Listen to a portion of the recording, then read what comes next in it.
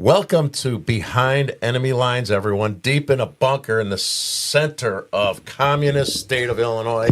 Terry Newsom and Paul Drabick, thank you for joining us tonight. We have How you doing, everybody? so we have a pretty cool show tonight. We're going to focus on some of the big wins that we had in the last, week or so, representing parents. So we've got Janulias. He admitted on the Senate floor that they're pumping porn into our schools. If you haven't seen the clip, you got to look it up. It's disturbing, he said. To Senator Kennedy. Yeah. And then Senator Lee also said that, we're not going after the LGBTQ kids. We're going after porn. Been saying that for 2 years. So that's a little bit exciting. We're also going to talk about another win for us. Congressman radical scumbag Sean Casten. We had a book banning event that he held, a book banning roundtable event. And it was really to insult parents that were against pornography. And I brought my big, famous blowjob posters. Terry's security blanket. Freaked them out. So, we're going to play some clips, right? Pretend like we know what we're doing today. So he was so flustered. I think we'll have some clips later. He was so flustered that he said, "There's only one person in this library who brought pornography today." And he pointed at me. And this is the jamoke that's putting porn in our kids' Problem school. is, we could have gone downstairs and checked it out of the children's section. Yeah. So we got him to admit it's pornography. Another big win for parents this week is the famous book Genderqueer, which Hank Thiel, he's the scumbag superintendent of D99 school where our kids go or will go, or Sean Casten's kids went. Before they banned us from the auditorium, we used to go in there and tell them to get this crap out of the schools. So, I forgot the author's name. I think it's Mia Kablomi or something Kablomi, like I think. Yeah, Kablomi. Blowjob. Yeah, so Mia Kablomi came out and said that the book was not made for children or kids. Oh. So how do you like that? Again, 2 years I've been pummeled by these radical leftist communist scumbag groomers, and we've got two Illinois politicians admitting it's pornography. And Stava Murray is representative for, I think, District 81, if I'm not mistaken. And she's proud of pushing porn. Mm-hmm. But we're bigots, according to her. And then we got Mia Kablomi admitting the book is not for kids and children. So, it's kind of interesting. And the problem is this stuff is like one of the things, and we're going to show some of that stuff. One of the things that they do is they say that you need to include, to make them, the LGBTQ community feel included. But the problem is they promote these books in the children's section, especially during Pride Month. They did it at the Downers Grove Library. So, it'd be one thing if they had these books in the library and in the school libraries. I think parents would be pissed off and want to get that crap out of the library, but they promote it. Yeah. And then they call us bigots and crazy. So I think that's what, just doesn't add up. And we're not banning books. We're not targeting the LGBTQ community. We're not saying that these books shouldn't be published. No, we're targeting. That's free speech. I'm a free speech proponent. We're targeting a strap-on cock being worn by a chick with a kid down to his knees, sucking it down to his tonsils. This does not represent the gay community or children. I don't see any kids walking around Downers Grove High School thinking, an LGBTQ kid saying, oh my God, if there's not a blowjob book in the library, I'm not going to feel like I'm part of the team. Well, the point you make all the time is the idea is that kids are sexual animals. Like, I get it. For me, a lot of what I thought about when I, was growing up in that age was, women and getting laid. And of course, like you're in puberty and, but the point is, we don't want our schools promoting the pornography. Yeah. One of the ladies at the round table is like, they get it on their phone. Oh, okay. Yeah. So, why don't we teach it in class? Why don't we just have them watch porno? Or they get worse than that on their phone, or they get worse than that on their laptops. Well, they could get drugs and alcohol on the street. That doesn't mean you sell the shit in the cafeteria. And my tax dollars don't pay your cell phone bill, so I don't know. I don't understand the point there. So, in celebration of this episode, I have my Pride sparkling wine.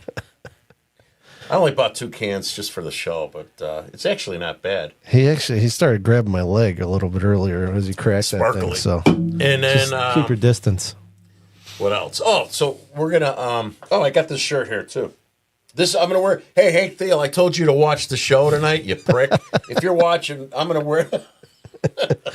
I did. So he's censoring us. Yeah, Downers Grove folks, right? I sent him an email with our little commercial link to Theo. I said, hey, if you're bored, watch the show. You're going to be on it tonight. So this is about the CRT. You could shove that up your ass right with the porn. So, yeah. So I think the point of this podcast is we're going to start getting into the meat and potatoes of, what we've seen just in our small community of Downers Grove. We all see what's going on the internet. There's, if you're following this kind of stuff on the internet with gays against groomers, libs of TikTok is a big one, right? If you follow James Lindsay or Christopher Rufo, Log Cabin Republicans, a lot of this stuff they put. Libs of TikTok is great. I mean, if you want to see some of the radical crap that's going on all over the country, particularly in schools, you go to the Libs of TikTok, and they're effective because they're getting censored all the time, or they're getting like the Southern Poverty Law Center is going after them, stuff like that. But yeah, so we're gonna get in the meat and potatoes and show you some material that proves that even in your community, they're trying to push this agenda, the indoctrination, and there's propagandists in your library, and it's being subsidized by the government. So I think we were going to talk about your first run-in with this stuff, right, Terry? The drag Santa. Yeah. So this is gonna be funny. We got producer over there. Jason, are you ready? We're going to run a clip on Drag Santa. And as we're getting this ready are you ready to throw it up? Should I stop talking? This is the HBO one, right? Yeah, this is the HBO one. And so I could give a little background how we got there, right? So they're all the radical scumbags from Downers Grove that are pushing porn and in Downers Grove High School. Drag bingo in the library, and there's a Methodist church where they're pushing Drag Santa and Dr. Claus. Drag Santa. It's like So there was a Drag Santa, Dr. Claus. Why do we have to be confused about Santa's gender? Like, I know that's the last thing that I worried about when I was a kid. Like, he's got a beard, he's fat, he's got a red suit, he's going to give me goddamn presents. Yes. Right. So we heard he was going to be up there, and parents from Downers Grove area, D99, and parents, we went up and we met, had a few drinks before. Jeff Mack, if you're out there, a few drinks. Yeah, Jeff Mack, you're gonna be a star tonight. So we met some parents there, and there was some other parents, people from other neighborhood areas that we met up there. There was other fathers that some of these guys, happen to be Proud Boys. They show up at the same events that we show up to. So we all met to peacefully protest our concerns with them grooming children with the trans Santa Claus. To Paul's point, what child, remember when you were a child, when you were young enough to believe in Santa Claus, did you wonder if Santa Claus had a penis or had it removed or had a boob job and a beard and he's a woman and who he has sex with? If you're so innocent and naive child to believe in Santa Claus, right? Imaginary Santa Claus, who brings you presents, even though it's your parents. Doesn't matter if you're a heterosexual, homosexual, LGBTQ child. At that age, when you're so young and impressionable and thinking of an imaginary Santa, you don't think about the sex. You don't think if he has a penis or if he sleeps with a boy or a girl. So these people did it to push it down our throats. Right. So it's hard to think that there isn't an agenda when there's just no need for it. It's like, and of course they're targeting the kids with this stuff. Roll it there, Big J.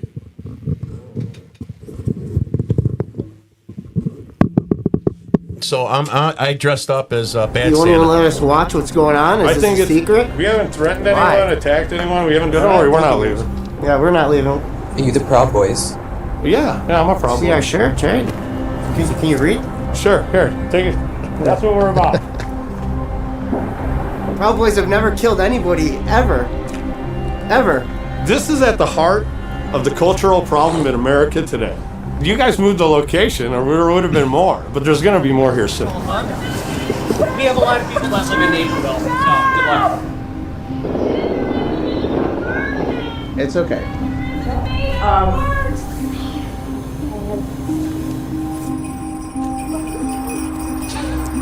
Drunken bad Santa. That'd be me. We are protesting the indoctrination of children. We're elves. Yeah, we're Proud Boy elves, and we're protesting the outsourcing of our jobs and our bosses. This church is infected with evil. We don't even know what a transgender Santa Claus looks like. You know, if you Google it, this is what comes up. A woman with a beard. They're destroying Santa Claus. And really, the Bible that I read says that this is a sin. Santa's not in the Bible. Okay. Santa's not in the Bible. Merry Christmas. Merry Christmas. Hi. Hi. Welcome. Jolly. Jolly. Say jolly. You're propagating division. Well, yeah. So, You want to clear up that selectively edited clip where he mentions that Santa's not in the Bible? yeah. One of the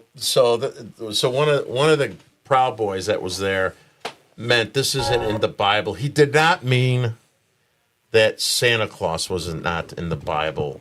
He was talking about the sexual activities and stuff that he doesn't agree with. Yeah. That's not in the Bible. But this was written up in a couple of magazines and stuff, and I think Rolling Stones magazine, and they were calling this poor kid out as if he was a fool who said Santa Claus is not in the Bible. That's bullshit. So, Yeah, and thanks for bringing it they're up. always trying to make us look, like redneck idiots, or there's a narrative they're trying to push about people who aren't progressive. They're regressive. And I would argue that what they're doing is regressive. Pitting people against each other about everything, now even gender. I think we ended that a little soon, didn't we? How'd they find us, right? Oh, yeah. Well, can you keep that going? Just let it go. Yeah. Jason, could you let that roll? You have it right where you're at? Because that's part of the funny part. Sure.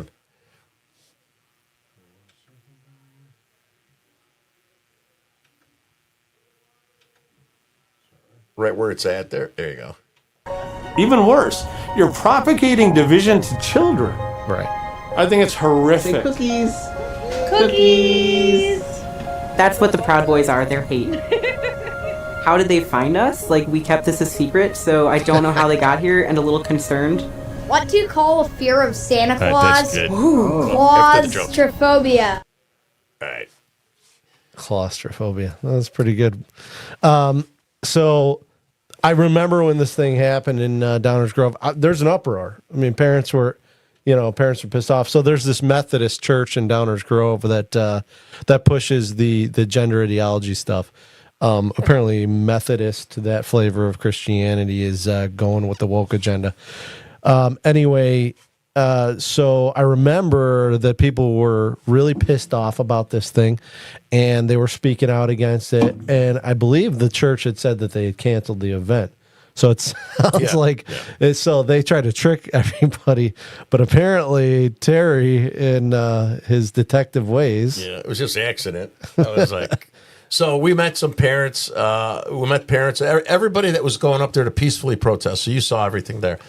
And we were having some drinks in the bar, and, they originally said they canceled it, but we heard it was on. They're trying to trick us. So we're in the bar, and me and a couple other fathers, who I don't even know who they were, walked over there, and a car pulls up. And two guys get out, and I said, hey, Jim. My brother's name is Jim. I didn't know what else to say. We're trying to find out if they moved the location. I go, hey, Jim. And he goes, yeah. Shot in the dark. The driver. I'm like, hey. I go, what's going on? And he goes, we're with HBO. We're here for Drag Santa. I'm like, oh, great. I go, where is everybody? He goes, oh, they were worried about a threat or something, so they moved it to another church in Naperville. I'm like, oh, man, I got my kids in the restaurant over here. They're going to be disappointed. So he told me the address. It was just lucky that guy had the same name as my brother. So that's how that happened. And so I jumped in the car, drove over to the other location, and there with the parents. The parents stayed. I could hear you. I think. Say All right. something. Yeah. Yeah. So the parents were in Downers Grove, where they did have some Santa Claus stuff there, and then the drag Santa was at the other place. So I went over there. So you'll see the clip, and if you look at the clip, right, there's these Proud Boys there. Those guys were pretty respectful, didn't yell. Who was the most rowdy? Some of the parents and grandparents that were at the Downers Grove place. Yeah, but if they did that now, you think they might get 5 years in prison. I mean, would that guy get 20-something years without even being at January 6th? Yeah, don't say that. I get twitchy. So I went over there and I changed. The only reason I had that mask on was because I left my Santa beard dropped in the driveway. And so I happened to have that goatee and a cigar and stuff. Looked like Bad Santa. And I was walking up, and there's undercover cops hiding under the tree. And they're watching these Proud Boys there. And they weren't even close. There was no kids close. Couldn't see it. They had them in the center of the parking lot. And I stuck my Santa face in, and they kind of jumped up. And I'm like, hey, I go, I'm Bad Santa. And the cops laughed, and he's like, oh, just stay on the sidewalks. And they're laughing. So as you see, we stayed on the sidewalk. Nobody went past the sidewalk. And then the parents that you'll see in the other clip were at the other church.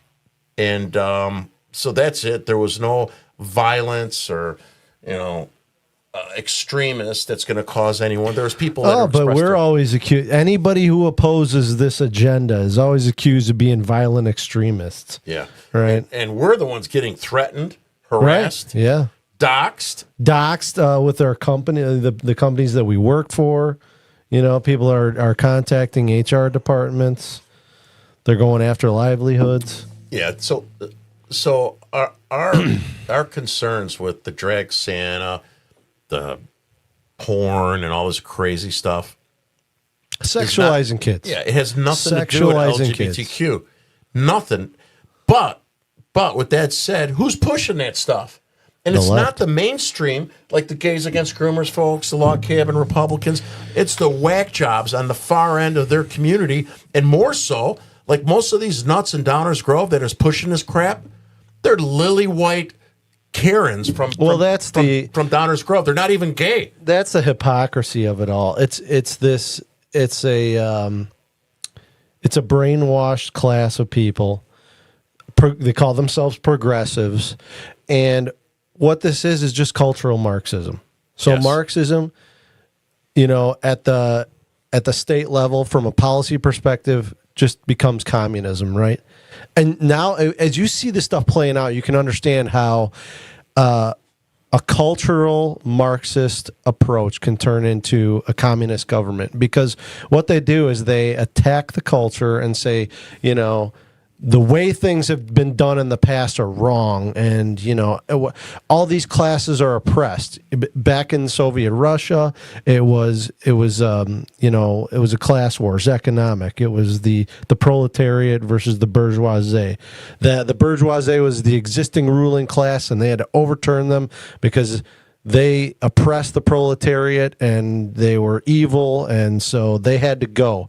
Only problem is they came in and they oppressed for 50-something years the rest of the people in the country, created a class of a 0.1%, and then the rest of the people, and 50 million people died. And that's the problem, Terry, because I'm always saying, like, how do you think that started? That started with people that had good intentions. And these people, they're pushing the gender ideology, they're pushing the race ideology, they're pushing all of the divisive stuff. And they say that everybody that doesn't agree with them are bigots. Yeah. I don't think all of them are like communists. I think many of them are idiots. That's what it could lead as to. I'm saying, many of them are idiots, right? Right. And they're too stupid or too naive. Well, they fancy themselves compassionate. Yeah. But that's my problem and we talked to some of these people at this book banning event, and I can see them sitting up there with measured tones and, they seem rational. Not all of them. But they act like it, is what I'm saying. Yeah. And what I see is an ignorance to the kind of stuff that they're pushing. It leads to legislation that takes away our rights, that leads to, some things that are getting a little towards communism. As soon as you start attacking individual rights on the basis of protecting a certain class, you're not operating within the Constitution anymore. Yeah, and these are the inclusive people, right? They're inclusive. They're only inclusive if you agree with them. It's got to be 100% too. Absolutely. That's just not human nature. It's never going to be. We are not equal, not in the sense that some people are better than others. We're not equal in the sense that we have different interests. We come from different places. We want different things. We have different desires, and you can't try to legislate for everybody to protect those differences. Yeah. You have to let people live, right? Yeah, do you think I want this Southside Italian accent? I don't know. I'm stuck with it. I think it's pretty good for the podcast. I like it. I mean, I'm not equal. Let's keep it that way. It works. It plays, Terry. Yeah. So and there's other stuff like this, right? So the next thing that we had to deal with again in Downers Grove, and look, I mean, I have nothing against drag queens. Yeah, that's fine. I thought they're pretty funny up until they start pushing them on kids. I dated one once when I was drunk in my 20s until I found out. My God, you're a dude. Ron White, the comedian, said he used to go down to Tijuana and he got so drunk he didn't care. He was like, oh, whatever. Anyway, that's another. Don't tell anyone, all right? I don't want my friends to know from the South Side. Oh my God. It just shows that you're inclusive, Terry. Yeah. So we had an instance in Downers Grove again where the library had decided that they wanted to throw a drag queen. Was it bingo? Drag queen bingo and Katy Perry singing. This was a big deal. Jason, you got that dude with the beard? Which one was that? The Downers Grove drag dude with the beard. Aurora Divine. Ava something. Aurora Divine. The most raunchiest, nastiest performer in Boys Town. It's an Italian dude, by the way. I found as I did a little digging.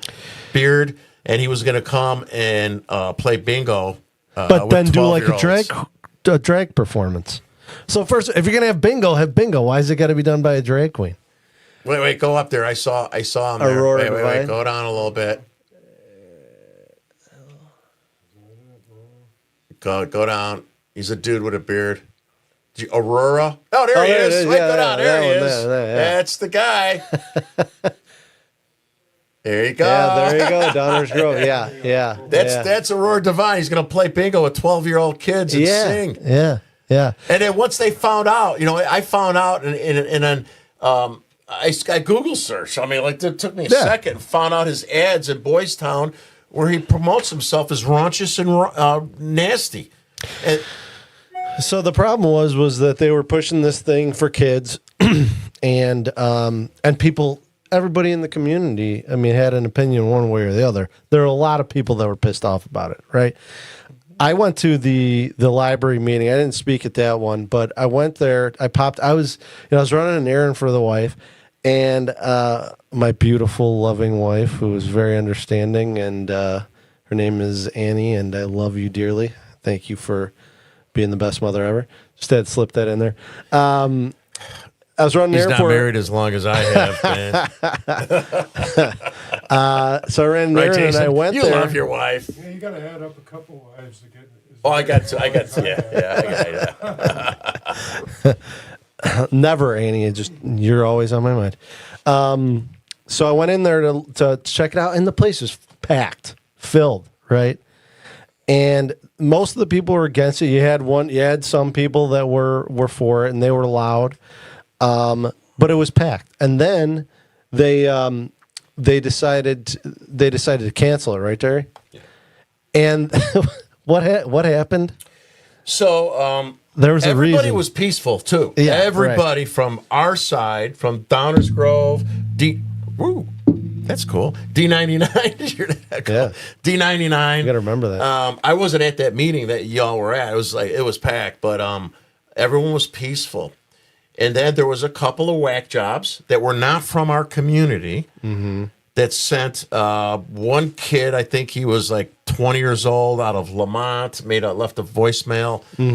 There was a guy from Idaho or something, remember? Yeah, supposedly. Some guy from Idaho that, left a message. Yeah. Police talked to him.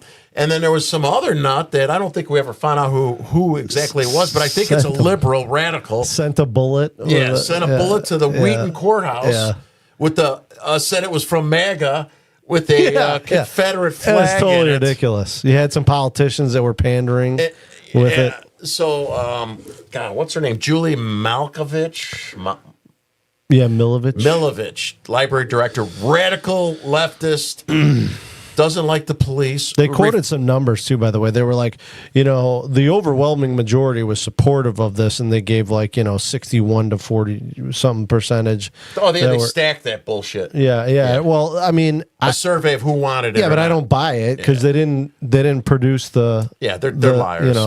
So, and it's funny because they canceled the event. Like, if they were so principled, you would think that they would go on with it anyway. But clearly, a lot of people didn't want it, so they didn't do it, and that was why. It wasn't because people threatened them, and at least that's my opinion, and I don't buy it. Yeah, no, they lied, and so this woman is anti-police, right? So they had opportunities to do active shooter drills. Yeah. We're supposed to give law enforcement a key. She refused to do that. This woman refused to practice with the Downers Grove Police Department to do active shooter drills, right?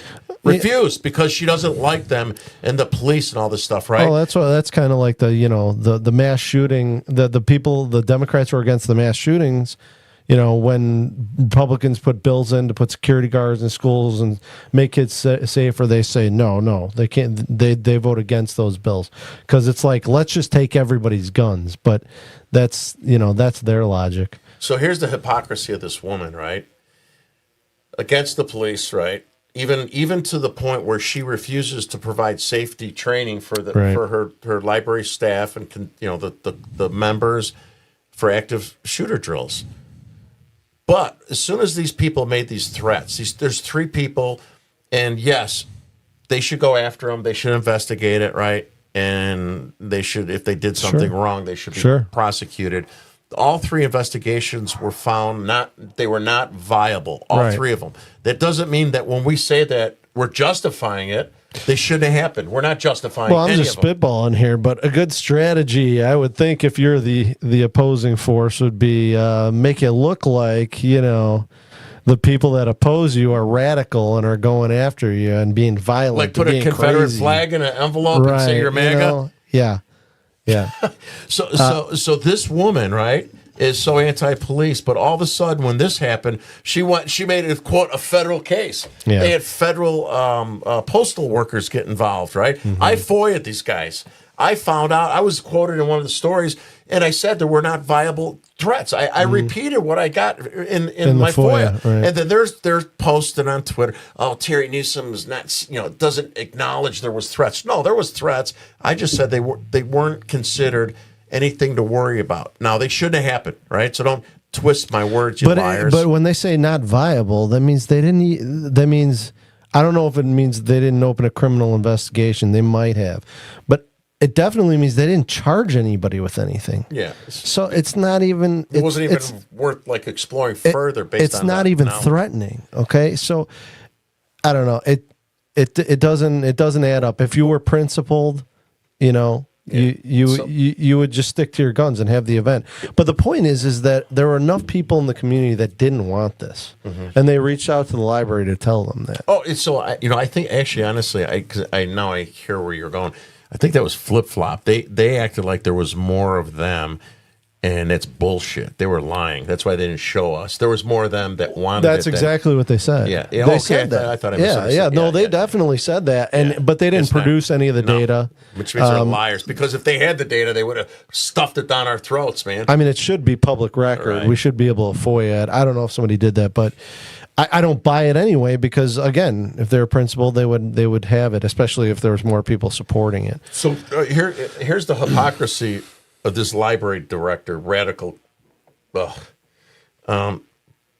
Anti-law enforcement that pulls him in for her threats so she could go in front of the camera, remember? And I was actually interviewed out there in front of a few news stations.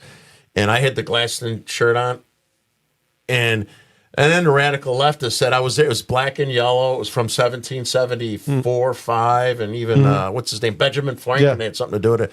Oh, he's wearing Proud Boy colors and shirt. No, that wasn't what I was. No, don't tread on me. That's a don't tread on me. Yeah, and so it goes back to the revolution. So anyway, as I was leaving the library, I ran into a woman on the corner. Gadsden flag. This woman, I heard her talking about the library. And I didn't know her. I just heard her talking to another lady. Long story short, this woman was just let go from the library. And she has some... So just so you know, Julie, yeah, I found her. I'm not going to say her name. And went after you for how you mistreated her, right? I heard her talking to somebody, and I went back and talked to her. I found from this woman who just left the library that they have what's called PITS report, incident reports. Julie, radical anti-police director, refuses to file police reports. They've had all these different people were in there masturbating, shooting up, needles that were in the bathroom, taking pictures. I got all the PITS reports, all of them, stacks of them. For people that don't know, there's a methadone clinic right down the street from the library, and we have a liberal library board, and they welcome the homeless people come around the library and hang out around there. And there's been some disturbing reports that have come out. Better be careful now. Now that you said that, that means you hate homeless people. I'm being Man, do I hate homeless people? It's like when I presented to the library board, I spit on the lens. I'm kidding. I presented to the library board, and I said, either you're a library or you're a homeless shelter. You can't be both. You can't with the kids there. There was a couple kids from north that were tutors that quit because they weren't safe. Yeah. There was a mother that was stalked on their way out to her car. It's got nothing to do with homelessness. It's, if there's somebody that's threatening, they're bringing hot pots doing in the drugs, library. A side note on this, the interesting thing that I remember hearing about at the Downers Grove Library was they had all gender bathrooms. They're doing that experiment, and those bathrooms were located in the children's section, of course. I'd have to double check that, but I did hear that they did that. I know that in the adult section there was gendered bathrooms, but I remember talking to a buddy about this, and he was of the opinion this wasn't as big of a deal.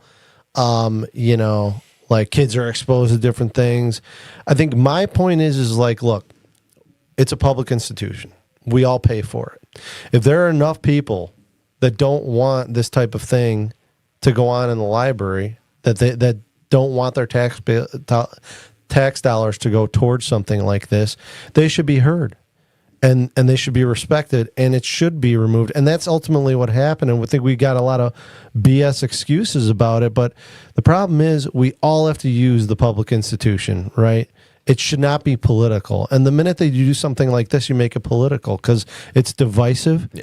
It's the intention is sexualizing kids, whether they want to say it's not. It is, okay? Drag queens are sexual in nature, especially the performances that they do. And most of the people I know who are against this were never against drag queens until they started pushing it on kids. So again, you have to respect everybody when it comes to the public institution, and this is why you shouldn't politicize public institutions.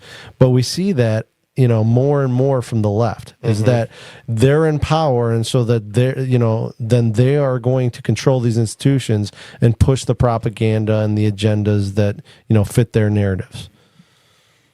Yeah. So what do you think?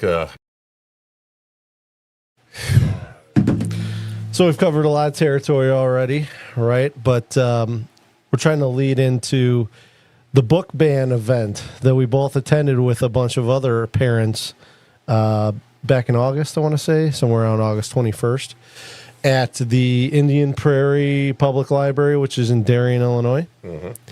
And Sean Caston and Anastava Murray, who's a representative for a state representative here in Illinois.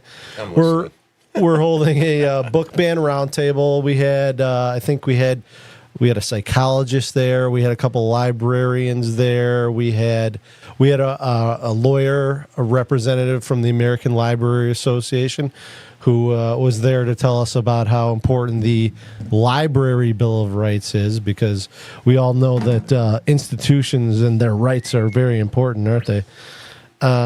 So Terry and I went there. Terry brought his cool poster, and we sat front row right across from Sean Caston and Miss Stava Murray and their acolytes, and listened to their Marxism and why they thought it was the right thing to do to take away our rights so that they could give libraries rights. And of course, Miss Stava Murray, she's always so friendly to her constituents, and she led things off in a very amicable way. So let's go ahead and play that clip. Oh, yeah, so wait, before we play that, sorry, I sent them through the little disorganizational skills on my part. Okay. So we we attended this with some grandparents. Was that a bunch of friendly parents? I don't know if we got that up there. Yeah.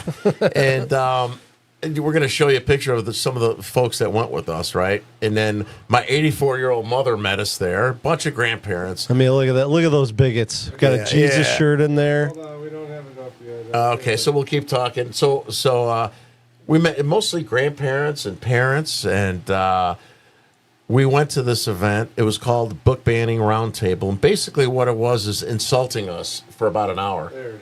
Right? There's the terrorist. Well, it was a bunch of Marxists telling us why it was necessary to take parents' rights away. Because that's what the book ban bill does. Which it's not even called the book ban bill, but I think it's the Library Act something. It doesn't matter. Yeah, it's fucking book banning. So let's see how Representative Stava Murray kicked this thing off. Oh, God, I hate her. Here we go. Listen for the insults. Looking closely at what these people like to call morality reveals what it actually Air is. Quotes. Bigotry. That's why making sure that bans are not supported by taxpayer dollars is crucial. Because taxpayer dollars belong to everyone, not to those who belong to an in-crowd or whose views, cultures, traditions, or lifestyles have been sanctioned by some majority clique. That's us. Nobody is forcing you or your children to read these books that you object to.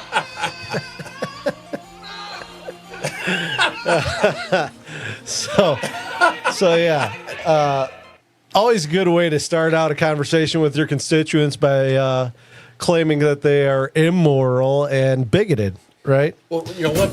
As you said, Looking closely. When you talk about constituents and how she's insulting them, we can't even have Senator John Curran defend our. I know I'm going on. Well, no, that's a good point. He doesn't want to insult that freak and the people that vote for her over us and our children. John Curran refuses to denounce pornography. He's a Republican. Well, that's why we're doing this, right? Because we don't. This was a group of parents that went here. We can't even get our own politicians to come there and ask questions about, why. Because I looked at the book ban bill and who voted for it. It was all Democrats voted for it, no Republicans. So I don't understand. And we got no support from our local township organization. We had, it's all grassroots, and that's what we're doing here. The grassroots have to go and challenge these people. And you could tell when we were sitting across from them, they were very uncomfortable when we challenged them. They didn't know how to handle it. They're not used to it because we got a bunch of gutless weasels that are scared to speak the truth. There's nothing wrong with wanting pornography out of the kids' schools. Nothing. I don't want conflict. I don't want to be uncomfortable. But I want to know why they think it's okay to take away our rights. I like conflict though. A little bit. I guess I do too. Just a tad. Well, especially when somebody thinks that they're they're queen and king of the establishment, and that anything that they do or say is, moral. What did Keston say to me about dignity or something? No, yeah. Have you no dignity, sir? Back to him. All right, you know what? Enough with your Marcus of Queensberry rules bullshit, because we all know that you're in a blue state and you don't have. There's no drag. You're not experiencing anybody challenging you unless it's, grassroots parents. So, So we got another clip to go here? yeah, let's roll a clip. Big Jason's They had over a there. psychologist who came to tell us, their scientist representative, who came to talk down to us and tell us why, talk down to us. we understand that you're upset about pornography in schools, but we have to have it or else the LGBTQ kids don't feel safe. Let's roll the clip. Why is it so important, then, that books on sensitive or politically controversial topics remain accessible to all members of the community? Well, as we discussed, books allow us to gain access to and information about ideas, events, and people that we may not otherwise be exposed to. In fact, in some communities, books may be the only resource available, which acknowledges and validates the existence of members of marginalized groups. This is particularly true for the LGBTQ community, which has recently become the recipient of a tremendous amount of hostility and venom on both national and local levels. Books with LGBTQ characters and content are being contested in schools and libraries across the country. And the removal of these books would, in effect, erase representation of an entire community of people. This would undoubtedly have a pervasive and devastating impact on the mental health of the LGBTQ community, which is already in crisis. Undoubtedly. It is critical for LGBTQ youth to see themselves represented in literature and to be recognized as valid and valuable members of our society. So look, and I drag these posters around because I put it in their face because they hate it. They hate that I do this, right? So they are so disgusted, that liberal piece of crap there, that's going to lower these children. They're just like any of our children, the LGBTQ kids, right? They're not walking around thinking they got to see a damn blowjob to feel included in the high school. If they don't, they might commit suicide. You're a liar, lady. You're a liar. I mean, the hyperbole. Erase representation of an entire community by what? Not having that book available to children? What a blowhard, what Piece of nonsense. What absolute nonsense. That is just, it's absurd. And she fancies herself, a pillar of the community, a psychologist who's here to be compassionate and look out for LGBTQ kids. And LGBTQ kids, there's no such thing. I mean, all kids navigate their way through puberty and high school trying to find out who they are and, who they're attracted to. I mean, the minute that you put this kind of crap in schools, especially in like junior high, you're sexualizing children, and you're the bad guy. Yep. You're the bad guy when you do that. I deal with thoughts. Okay, so my pride wine is still, I still got